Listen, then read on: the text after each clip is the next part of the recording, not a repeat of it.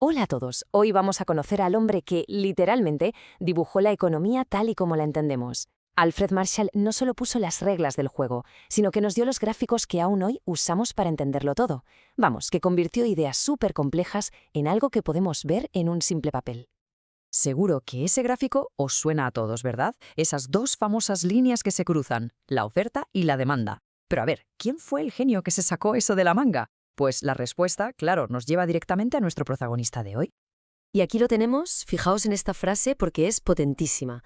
La economía es el estudio de la humanidad en los asuntos ordinarios de la vida. O sea, Marshall no veía a la economía como un montón de números fríos y ya. No, para él era algo profundamente humano. El estudio de cómo nos buscamos la vida, cómo trabajamos, en fin, cómo intentamos estar mejor en nuestro día a día. Vale, pues este va a ser nuestro plan de viaje. Primero veremos quién era este hombre. Luego nos sumergiremos en el mundo que le tocó vivir. Entenderemos la revolución de ideas en la que se metió, analizaremos su gran idea, su síntesis, y terminaremos viendo por qué a día de hoy seguimos hablando de él. Venga, pues al lío. Vamos a empezar por el principio. ¿Cómo acaba alguien dándole la vuelta por completo a una disciplina entera? Pues el viaje personal de Marshall, la verdad es que tiene tela. Es que, a ver, la vida que le esperaba a Marshall no tenía nada que ver con esto. Su padre, que era un tipo súper estricto, cajero del Banco de Inglaterra, quería que fuese pastor. ¡Pastor! Pero Marshall se plantó. Con la ayuda de un tío suyo, mandó a paseo las letras clásicas y se metió en matemáticas en Cambridge. Y fue ahí, leyendo a los grandes como Adam Smith, donde encontró lo suyo, su misión, usar el rigor de los números para intentar solucionar los problemas sociales que veía por todas partes. Vale, para pillar bien a Marshall es fundamental entender el mundo que le rodeaba. Y ojo, no era un mundo tranquilo, para nada, era un auténtico torbellino de cambios. Pensadlo un momento. La electricidad, el acero, el teléfono, todo. Todo estaba cambiando la forma de vivir y de trabajar a una velocidad de vértigo.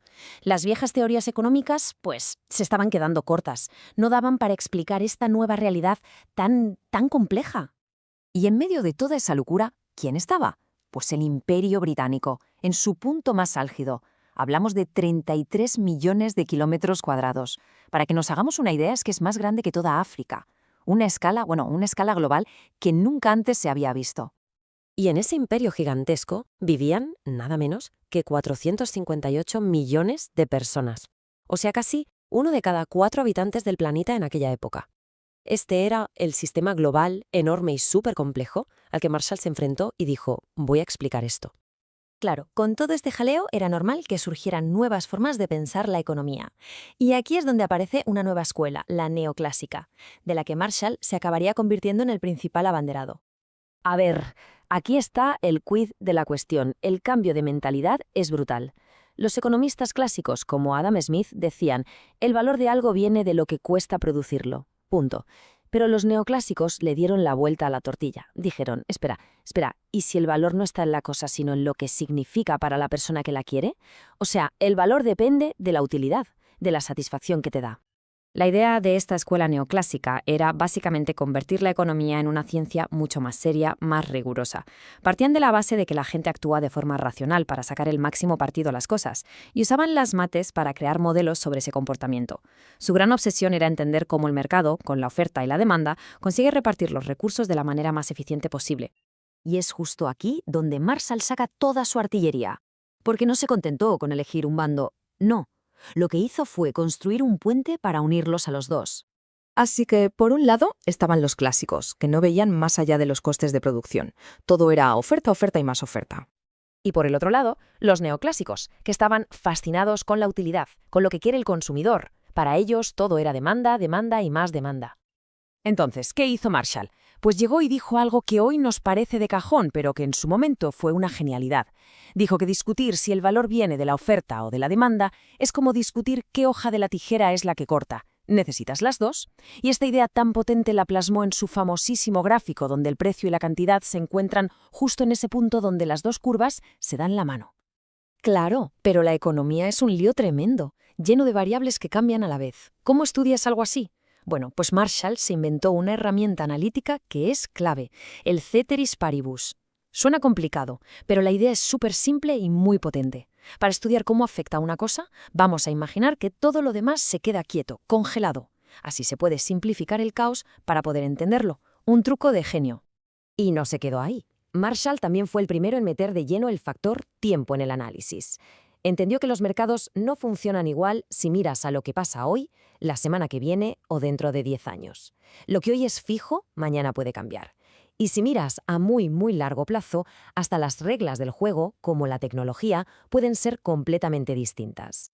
Así que con toda esta caja de herramientas, la unión de oferta y demanda, el truco del ceteris paribus y el análisis del tiempo, Marshall básicamente nos dio un idioma nuevo para hablar de economía. Y ahora, en esta última parte, vamos a ver cómo, más de un siglo después, seguimos chapurreando ese mismo idioma. Es que el impacto de Marshall es sencillamente inmenso. Su caja de herramientas es la base de la microeconomía que se estudia hoy en día en cualquier universidad. Conceptos como la elasticidad, que le dice a una empresa si puede subir el precio o no, el excedente del consumidor para medir si un trato es bueno para la gente, o el análisis de costes a corto y largo plazo, es que eso es el pan de cada día en cualquier empresa, y por supuesto su método de equilibrio parcial, que nos deja analizar un mercado solito, como el del café, haciendo como que el resto del mundo no existe. Son las herramientas del oficio, y se las debemos a él. Su gran libro, Principios de Economía, publicado allá por 1890, fue la Biblia de los economistas durante décadas. Barrió a los textos antiguos de los clásicos y fue el libro con el que estudiaron generaciones enteras, incluyendo a su alumno más aventajado, un tal John Maynard Keynes. Casi nada. Y todo esto, claro, nos lleva a una pregunta final para darle una vuelta. En esta era del Big Data, de la inteligencia artificial, donde podemos analizar el comportamiento humano con un detalle que Marshall ni hubiera soñado, ¿siguen siendo válidas estas ideas, estas simplificaciones de hace más de un siglo? ¿O quizá ya va siendo hora de dibujar un nuevo gráfico para nuestro siglo XXI? Ahí queda la pregunta. Muchísimas gracias por habernos acompañado.